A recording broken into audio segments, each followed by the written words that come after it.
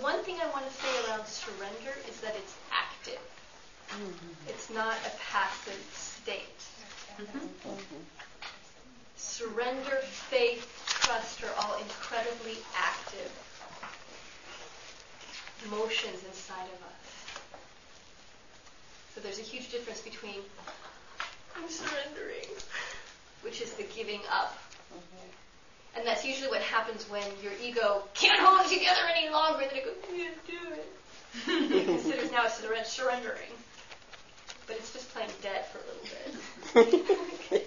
So not the kind of surrender where your ego parasite's playing dead for a while, but the kind of surrender that you're very actively letting go of the outcome, letting go of attachment, letting go of how you want everything to be. And again, opening. That surrender is an incredible opening in the body rather than a closing down.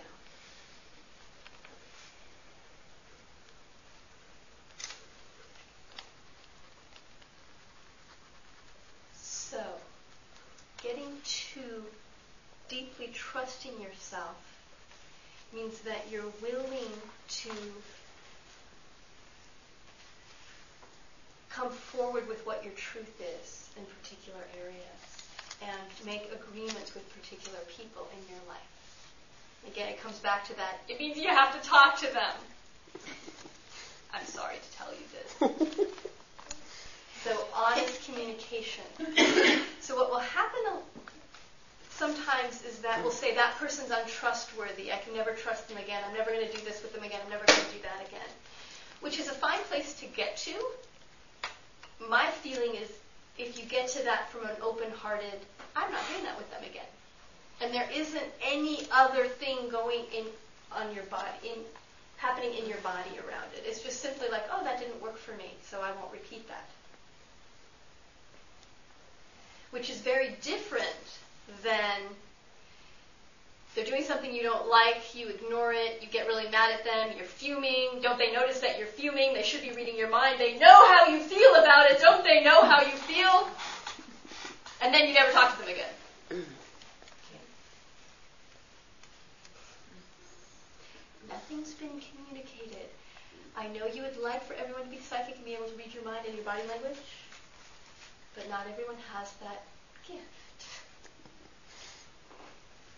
Most people misread each other. In order to build trust within yourself and to have relationships outside of yourself that are functional, it means, hi, Ceci, would you like to do this with me? Yes. We go and we do it. Ceci doesn't show up. There's a choice point right there. Taking it personally, or getting clear about, what do I do next? How do I feel about this? So an example that's real common for people is someone that's constantly late, or someone that constantly changes their mind about something. And how do you be in a relationship? And where we go initially is they're not trustworthy, therefore, and we put up energetic armoring, and we fume inside, and we expect them to notice our fuming and change their actions. Because we're mad, and can't they see we're mad?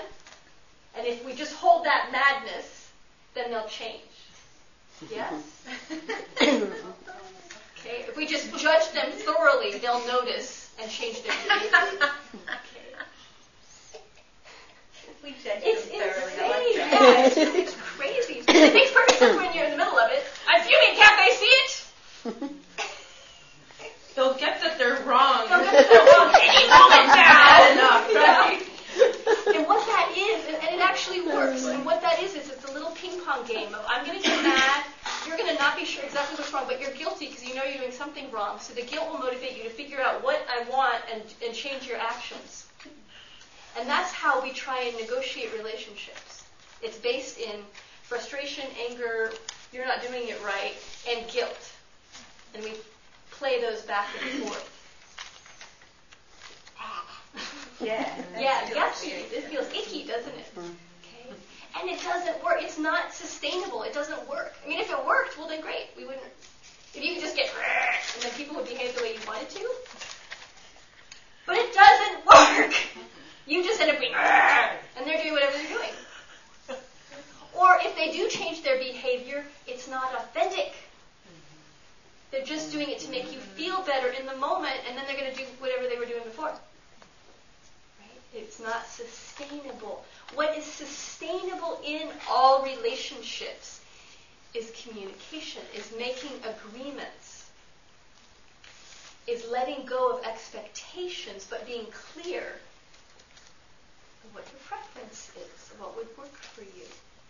And to keep going back. So,